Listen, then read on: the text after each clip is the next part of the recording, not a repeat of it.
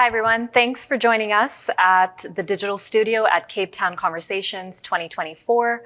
I'm Kirpir Chahal, and I'm here with former Prime Minister of Mali, Moussa. Thank you so much for joining us. You are welcome.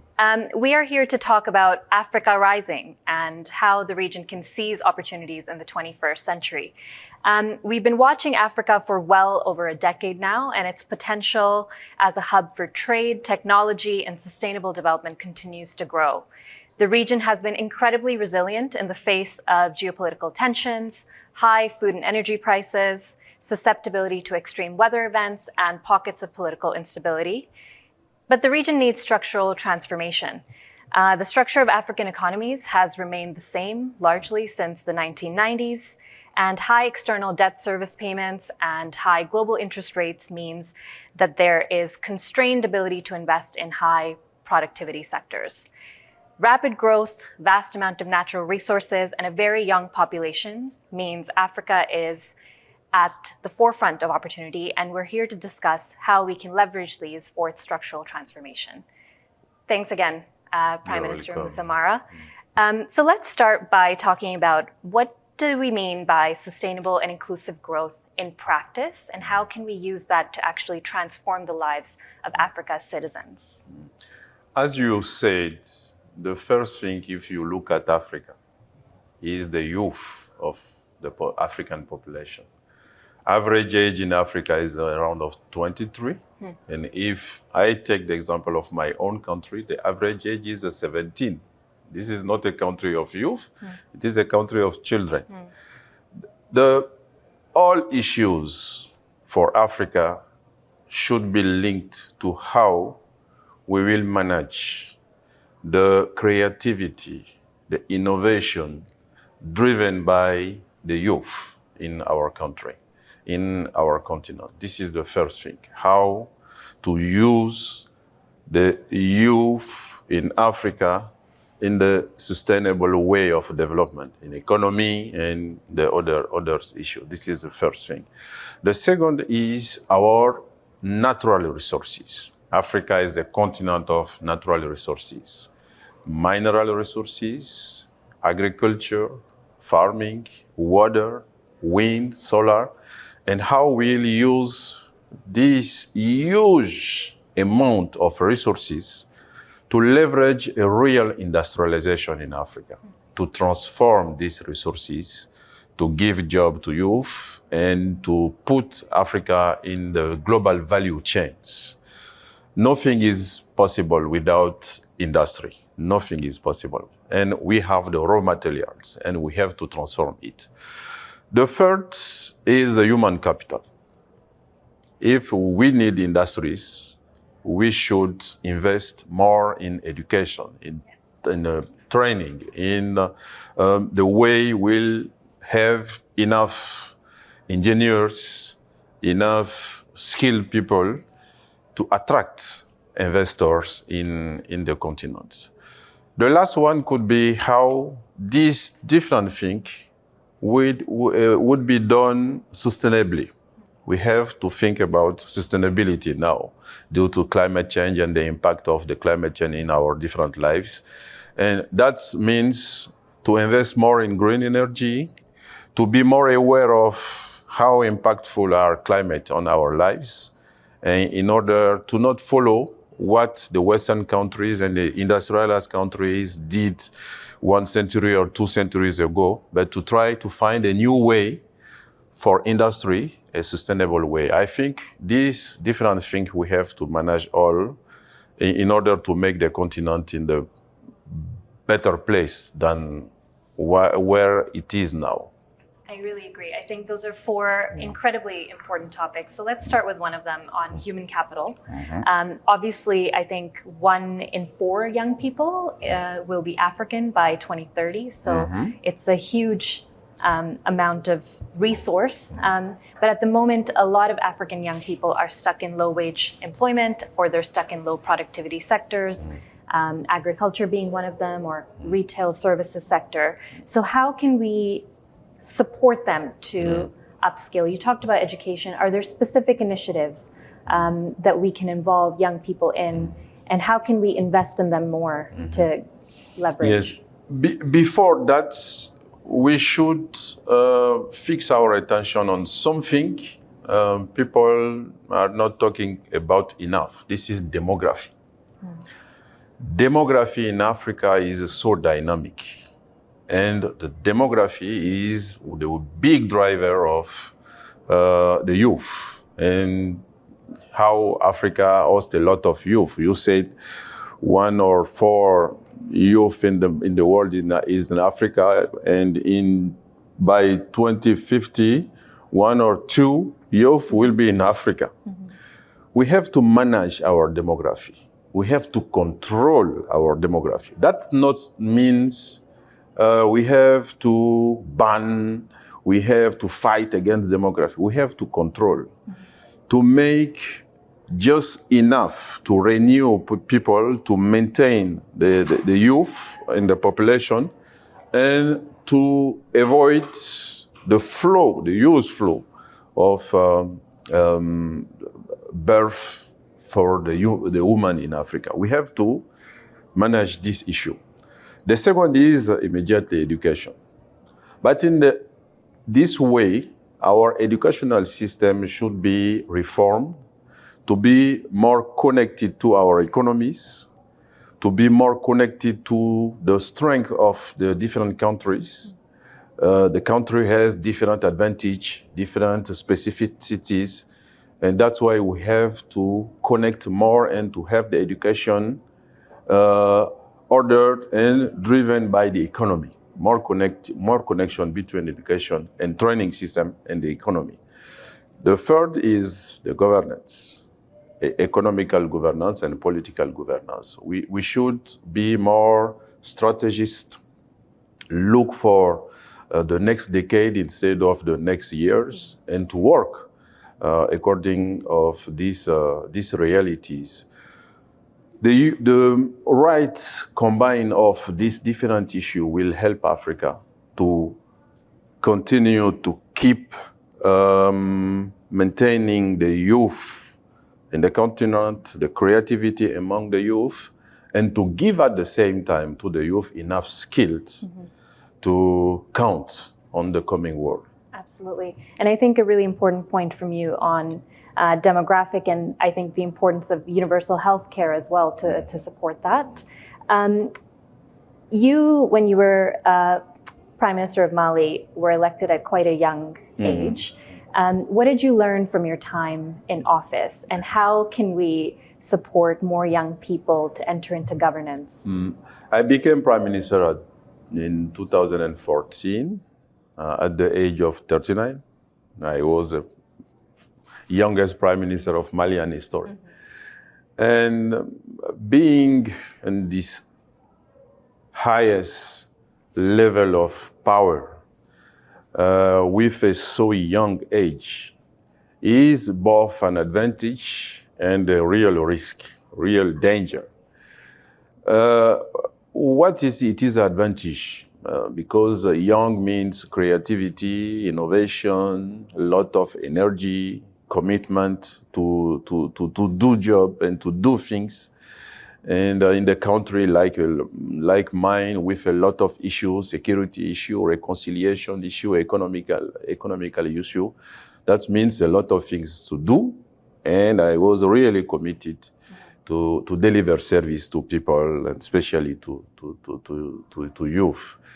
The second, with a highest level of young people unemployed, a lot of jobs to be created. And I focus my attention on economical growth and also some specific policies to finance the young project of entrepreneurship, project of company, even in civil society, in order to give them enough chance to start their professional life. I did some activities on that. And also the young involvement in politics, in the leadership and the decision-making areas. Okay. Africa is the youngest continent, but if you look at the leadership in Africa, you will see a lot of older people. The average age and among the leaders is up of 60 in Africa. This is a real gap between the people and the leadership. I decided when I was prime minister to appoint some young leaders as ministers, and I appointed 3 ministers below 40, and young leaders amongst councillors in the different ministers, even in the prime minister office. A lot of my special advisor and my big advisors were a young leader, and it gave me a lot of energy and a lot of creativity to achieve my goals as a prime minister. It's incredibly inspiring as well, I think, for young people to see themselves reflected in the leadership. And let's go back to your point about industrialization and obviously the vast amount of natural resources available in the region. How do you think Africa can not only become more assertive within those value chains, but also keep to that goal of sustainability and remain a global leader? Obviously, in the region, we see a lot of emphasis on fossil fuels, but we've also seen a huge shift towards green and green tech. And so there is an opportunity for Africa to do both. What does that look like, do you think? Yes, I think we need both. We need to be realistic and to know we will be reliant to fossil fuel energy for a long time. The level of development of Africa requires that. And our partners, international partners, should pay attention to that. Africa, the green gas emission of Africa is less than 3% of the global emission. That means Africa is not a very huge responsible of what is happening now. And that should give us the right to use a fossil fuel for some times. We should be realistic. At the same time, we have no choice. All of us should shift progressively to green. Green energy, green economy, and green in our own life, in our own consumption, and our own lives. I think we should shift. The challenge will be how to continue to use fossil fuel and to manage the transition to the green, and to drive both of these two engines of our economy, continental economy, in order to maintain the level of the economical growth and to continue to provide jobs to youth. The big threat in Africa is our ability to provide jobs to youth. The young people constitute our huge advantage. But at the same time, the young remain our huge threat. If you look at the terrorism issue and the violent attitude among the society, a big part of that is explained by unemployment, by poverty, and especially poverty of youth and unemployment of youth. We should provide jobs, and for that we should be focused on the industrialization and transformation of our economy, and for that we should focus our attention on energy, fossil fuel for a certain time, and shifting progressively to green.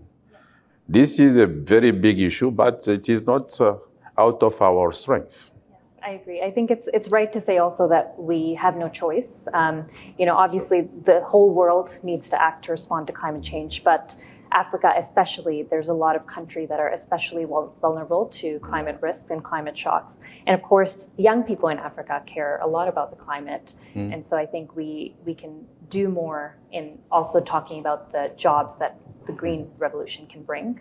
And can we talk about also your point around attracting investment into the region? What kind of specific strategies and reforms can domestic policymakers prioritize in order to attract inward investment? Obviously, in the energy sector, private investors care more and more about environmental and social considerations. And so how can African governments prioritize that in turn? On this way, I think we should act in two different levels. The first is national level, and the second is a continental level. At the national level, we have to use different tools to attract investors. The first is governance, political governance, economical governance, stability of the country, and open economy of the country, and also a strong justice system.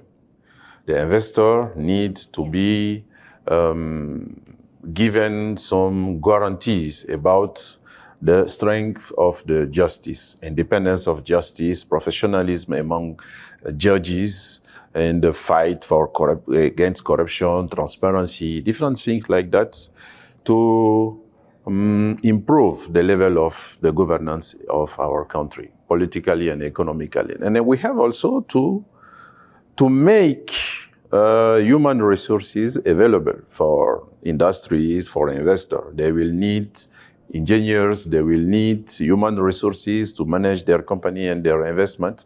The country should offer enough skills among human resources. This is the national level. Continental level, this is African Free Trade Area. The IFTA project, which is the biggest one of African history, economically way, is aiming to make Africa a single market and to totally free the different custom taxes and to improve and strengthen the internal relationship, economical relationship within Africa. Now, this project is not really doing well due to some difficulties, but our leaders, African leaders, and especially African Union leaders, should work hardly to make this project a real reality. Because Africa represents, the whole Africa represents around of 3% of global GDP.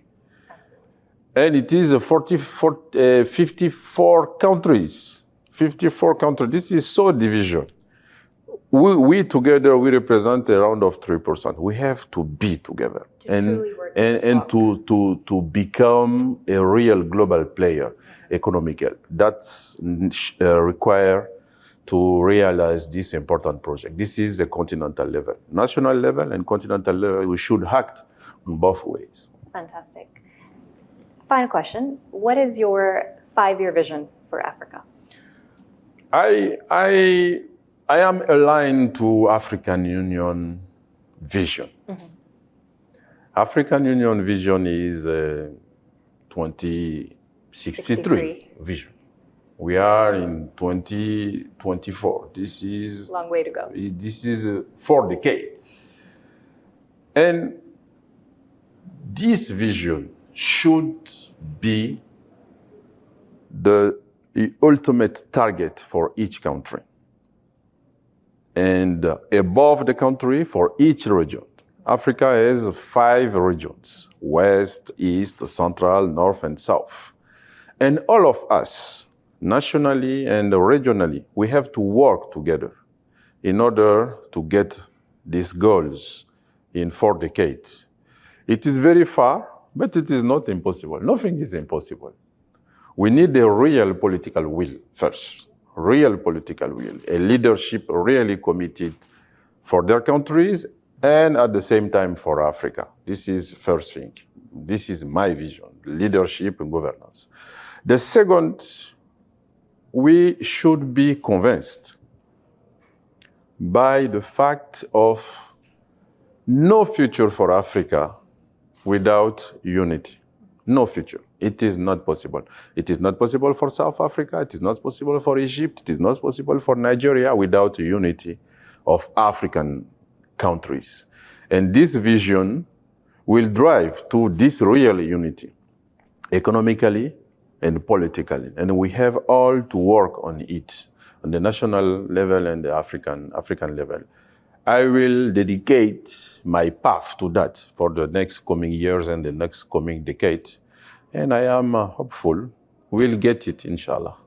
That's Sounds great. Thank you so much again Thank for you, giving Miss. us your Thank time. you. It was Thank great to you. hear from Thank you. you very much. And thanks everyone for joining us. Once again, we spoke to former Prime Minister of Mali, Moussa, and overall, I think the vision for Africa looks hopeful, but what we need, as you said, is political will, unity among the bloc, and of course, young people and leveraging all of their creativity, their innovation, and supporting them to leverage Africa's opportunities. Thank you again.